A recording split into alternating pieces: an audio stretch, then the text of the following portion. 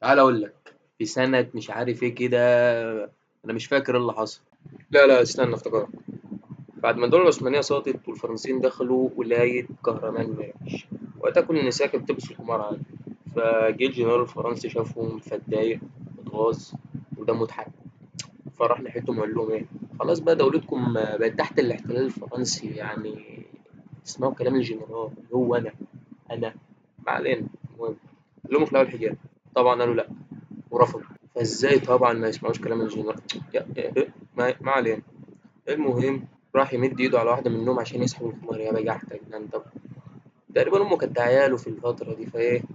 كان جنبهم راجل تركي بيبيع اللبن اسمه، ما علينا من اسمه دلوقتي. المهم غاز دمه اتحرق على نساء المسلمين وعضهم وي وي وي وي. راح رايح بص له كده وراح صاحب منه السلاح وراح يلا على السلامة. بس كده خلصت؟ لا طبعا. بعد ما البطل دوت موت الجنرال الفرنسي، البطل دوت اسمه إمام ستو، قامت ثورة أدت إلى طرد الفرنسيين وتحرير مدينة كهروان مراكش. يعني بصراحة دوت هو ده فعلا اللي المفروض نقتدي بيه، ناخده مثال. بس كده، السلام عليكم.